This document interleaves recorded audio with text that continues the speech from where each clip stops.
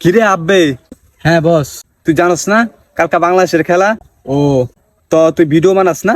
কালকা বাংলাদেশের খেলা তুই এনে বইয়া বইয়া কি করস? তাড়াতাড়ি ভিডিও বানা, নাহলে এক করে তাড়াতাড়ি ভিডিও বানা। আচ্ছা ঠিক আছে বস। আমি কিন্তু কাজকা কয়টার সময় 7:30টার সময় আমি তোর ভিডিওর জন্য অপেক্ষা করবো। 7:30টার সময় রাত ভিডিওর জন্য অপেক্ষা করবো। যদি ভিডিও না পাই রে গেলাম গা, ভিডিও বানাইস। আচ্ছা ঠিক আছে বস। তো আজকে 7:30টার সময় ভিডিও পাইবেন। ঠিক আছে বস। ওকে বস, সালাম। তো গাইস, কি অবস্থা সবার? আশা করি সবাই ভালো আছেন। আলহামদুলিল্লাহ আমি অনেক অনেক ভালো আছি।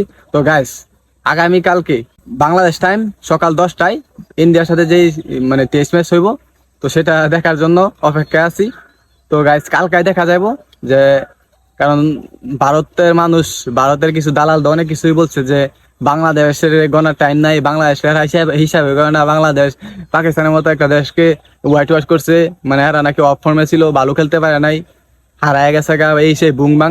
যে মানে এক কথা হয়েছে গিয়া ভারতের মনে করেন ফিলার রোহিত শর্মাও দেখলাম একটা কইলো যে এমনি এরা নাকি মানে হিসাবে করে না, পারতো না বাংলাদেশ টিম রে। তো কালকার ম্যাচে দেখা যাবো যে ম্যাচ শুরু হইতে এই ম্যাচের পরে বোঝা যাবো যে আসলে কে কারে হারাইতে পারে, কে কারে গনে, এটাই দেখা যাবো।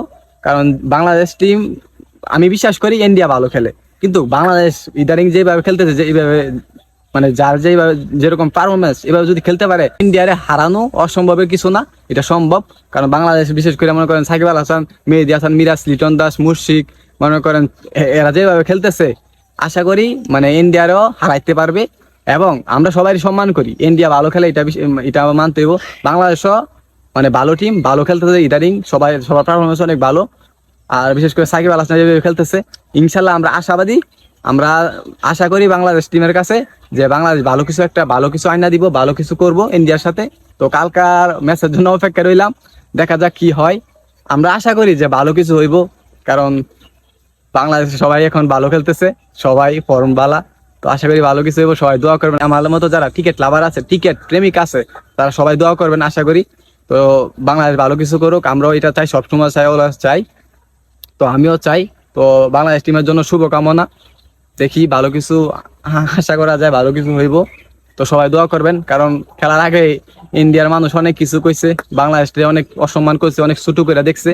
তো আমি চাই বাংলাদেশ প্রত্যেকটা প্লেয়ার খেলার মাধ্যমে, তার পারফরমেন্সের মাধ্যমে দেখা দেখ যে বাংলাদেশ কোনো ছোট দল না, বাংলাদেশও পারে বড় বড় দলকে হারাইতে, বড় বড় দলের সাথে মাথা উঁচু করে লড়াই করতে বাংলাদেশও পারে। তো আমি চাই ইনশাল্লাহ সেটাই হইব, সেটাই দেখাইবো। ম্যাচের ফলাফলের জন্য অপেক্ষা রইলাম। তো আজকের এই পর্যন্ত আর কিছু বলতে চাই না, তো দেখা যাক।